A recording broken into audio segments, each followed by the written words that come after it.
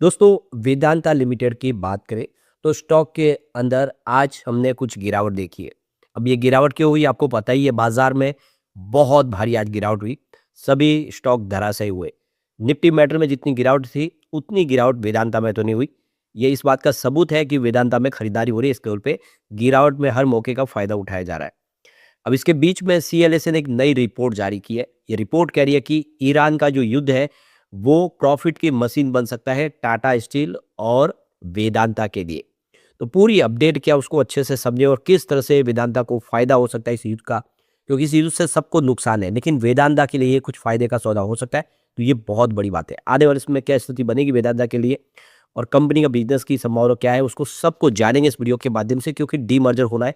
Company को 5 हिस्सों में बांटना है। कंपनी बांटने के बाद आप देख सकते हो कि हर शेयर होल्डर जिनके पास एक शेयर है 4 उनको फ्री शेयर मिलने वाले, नहीं 5 शेयरों के हकदार होंगे।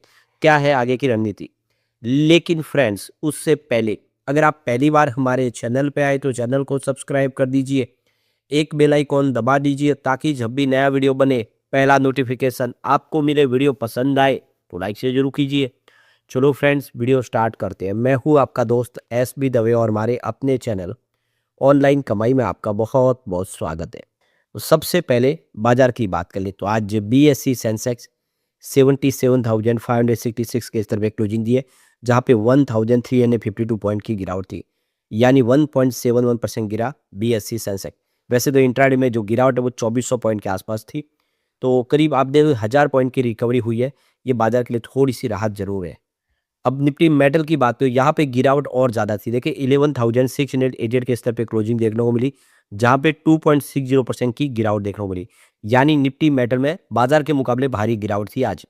अब बात करें वेदांता लिमिटेड की तो 709 पर क्लोजिंग थी, 1.60% की गिरावट देखने को मिली। तो आपने देखा ही होगा कि निफ्टी मेटल में जितनी गिरावट है उतनी गिरावट वेदांता में नहीं हुई है। यह वेदांता इस समय मजबूत साबित हो रहा है और पिछले दिनों ये 700 से नीचे चला गया था। इस समय सेंसेक्स बहुत नीचे आ गया, करीब 10,000 पॉइंट की सेंसेक्स में हमने गिरावट देखी। अगर ऊपर के लेवल से देखें तो इतनी बड़ी गिरावट के बावजूद भी अगर आप देखें तो यहाँ पे वेदांता मजबूत दिखाई दे रहा है।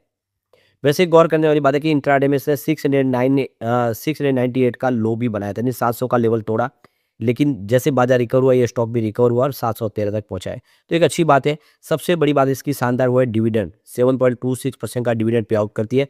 हाईएस्ट डिविडेंड देने वाली कंपनी है इसके बाजार में, इसी वजह से भी लोग यहाँ पे इन्वेस्टमेंट के बारे में सोचते हैं। और सबसे अच्छी बात ये भी है कि 19.71 का इसका पी रेशो है, यानी इतनी तेजी आने के बावजूद भी अभी भी अपनी पेयर कंपनियों की तुलना में इसकी वैल्यूएशन काफ़ी अट्रैक्टिव है। दूसरी सबसे अच्छी बात है इसके वॉल्यूम और स्टेबिलिटी। याद है कि पिछले एक महीने पहले इसका 1 करोड़ का वॉल्यूम हुआ था, 55 लाख की डिलीवरी उठाई गई थी। 1 वीक पहले 2 करोड़ का वॉल्यूम हुआ था, 66 लाख की डिलीवरी उठाई गई थी। और फ्राइडे को 1 करोड़ का वॉल्यूम हुआ था, सामने 64 लाख की डिलीवरी उठाई गई थी। और आज भी 1 करोड़ का वॉल्यूम हुआ, यानी एक जैसे वॉल्यूम में एक काम काज हो रहा है। इसका मतलब है कि स्टॉक स्टेबल है, ज़्यादा यहाँ पे वॉलेटाइलिटी नहीं है। इसका मतलब लोग जो है क्वालिटी बाइंग कर रहे हैं यहाँ पे। तो यहाँ पे जो अपडेट निकल के आ रही है कि ईरान का जो युद्ध है इससे टाटा और वेदांता को ज़बरदस्त फायदा हो सकता है। ये मुनाफे की मशीन बन सकते हैं। तो ये इस समय एल्यूमिनियम की और स्टील की जो सप्लाई है वो पूरी तरह से बिगड़ चुकी है मिडिल ईस्ट के तनाव की वजह से। लेकिन जो ग्लोबल ब्रोकेज और सीएलएस है वो इस विदेशी संकट में भी भारतीय कंपनियों के लिए बहुत ही शानदार बुलिश है।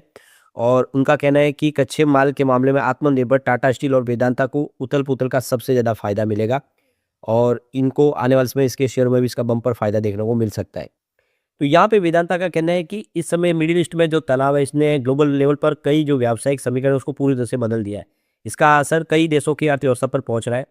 तो ब्रो सीएलएसए का कहना है कि युद्ध के कारण पैदा हुई उथल पुथल से एल्यूमिनियम और स्टील जैसे अहम मेटल्स को एक नए मोर्चे पर खड़ा कर दिया है। दुनिया भर में सप्लाई चेन बिगड़ने के कारण कमोडिटी की कीमतें लंबे समय तक ऊंची बनी रह सकती है, यानी उनकी प्राइस बढ़ सकती है। लेकिन दिलचस्प बात यह है कि इस ग्लोबल संकट के बीच भी भारतीय मेटल कंपनियां विशेषकर वेदांता और टाटा स्टील के लिए एक बड़ा ये एक अवसर दिखाई दे रहा है। इस समय इन कंपनियों को बहुत फायदा हो सकता है इस युद्ध का। तो यहाँ पे मध्य पूर्व इलाका दुनिया की कुल प्राइमरी एल्यूमिनियम क्षमता का लगभग 9% हिस्सा है, संभालता है। करीब यहाँ पे 6.9 मिलियन टन प्रोडक्शन होता है और इसका बड़ा हिस्सा निर्यात किया जाता है। युद्ध के कारण सप्लाई चेन पूरी तरह से डावाडोल हो चुकी है और सीएलएसए की रिपोर्ट में चेतावनी दी है कि वहाँ का एक बड़ा स्लैब जो स्मेल्टर धातु गलाने का कारखाना है पहले ही अपना उत्पादन रोक चुका है। किसी भी एल्यूमिनियम प्लांट को बंद करना फिर चालू करना एक बड़े बेहद खर्चीला और लंबी प्रक्रिया होती है, जो समय पे जल्दी शुरू नहीं कर सकते। तो यहाँ पे इस समय जो स्थिति है तुलना 2022 के यूरोपियन यूनियन के जो संकट है उससे किया जा रहा है। यदि गैस की सप्लाई में बाधा आती है तो वैश्विक बाजार में एल्यूमीनियम की कीमत में देखो कि उसकी जो डिमांड कम वो बढ़ जाएगी और उसकी कमी हो सकती है, जिससे कीमतें आसमान छूने लगेगी अगर सप्लाई कम होगी तो। इसका असर ऑटोमोबाइल से लेकर निर्माण क्षेत्र की लागत पे भी पड़ेगा। तो यहाँ पे सीएनएसए का कहना है कि इस पूरे के पूरे इस युद्ध का जो मामला है उसमें बेनिफिट सबसे ज़्यादा वेदांता को हो सकता है, फायदे में वेदांता रह सकता है। जब अंतर्राष्ट्रीय स्तर पर कच्चे माल की किल्लत होती है तो ऊर्जा महंगी हो जाती है, तो उन कंपनियों को सबसे ज़्यादा प्रॉफिट होता है जो अपनी ज़रूरत का कच्चा माल खुद जुटाने में सक्षम होती है। बैकवर्ड इंटीग्रेशन, सीएलएसए का मानना है कि वेदांता इस मामले में सबसे मजबूत स्थिति में।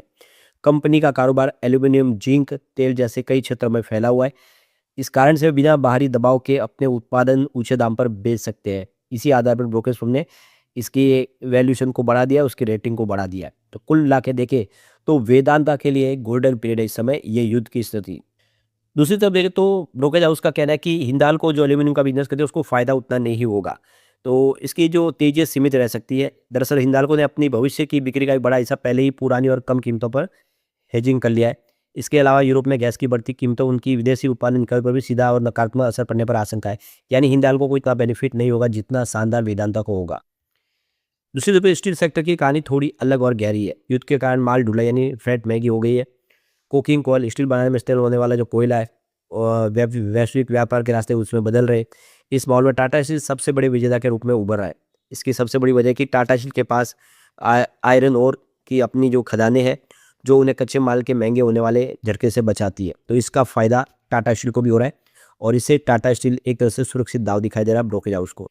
लेकिन दूसरी तरफ देखें तो जेएसडब्ल्यू स्टील और जिंदल स्टील जैसी कंपनियों को सतर्क रहने की सलाह दी गई है। ये कंपनियां आयातित कोयले पर निर्भर है और भारी कर्ज के कारण इनके मुनाफे में उतार चढ़ाव आ सकता है। हालांकि भारत में आयात पर लगने वाले सेफगार्ड ड्यूटी, यूरोप में नए कार्बन टैक्स और चीन में उत्पादन पर लगी रोक के कारण स्टील की कीमतें तय सीमा से नीचे नहीं गिरेगी। फिर भी इनको लेकर उतने बुलिश नहीं जितना वो वेदांता और टाटा स्टील को लेकर है। तो कुल मिला के जो ग्लोबल ब्रोकरेज हाउस है वो कह रहे हैं कि वेदांता का ये पीरियड बहुत ही शानदार हो सकता है और डीमर्जर होने जा रहा है। सबसे बड़ी बात है कंपनी अब 5 हिस्सों में बंटने जा रही है। सबसे बड़ी बात है कंपनी का प्रॉफिट जो ज़बरदस्त बढ़ रहा है। 2021 में 88,021 करोड़ के आसपास रिवेन्यू था, वो 2025 में 1,52,968 करोड़ तक पहुंच गया। ज़बरदस्त जंप देखने को मिली है कंपनी के रिवेन्यू में। बात प्रॉफिट की करें तो 2021 में 15,033 करोड़ का प्रॉफिट था, वो प्रॉफिट 2025 में सीधा 20,534 करोड़ तक पहुंच गया। ज़बरदस्त जंप है, प्रॉफिट रिवेन्यू दोनों ही बढ़ रहा है और अब आपके पास एक शेयर तो आपको 4 शेयर फ्री मिलने जा रहे हैं। तो एक अच्छी संभावना है। इस समय गिरावट के माहौल में एक कंपनी बहुत अच्छा कर रही है, आप 5 कंपनियों के हिस्सेदार बनेंगे। लेकिन फ्रेंड्स, कोई भी इन्वेस्टमेंट करने से पहले अपने फाइनेंशियल एडवाइजर से एडवाइस ले ले या अपने खुद का रिसर्च करें, क्योंकि मैंने वीडियो आपके एजुकेशनल पर्पज़ के लिए ही बनाया। वीडियो पसंद आए तो लाइक से जरूर कीजिए और चैनल को सब्सक्राइब कर दीजिए। Thank you friends.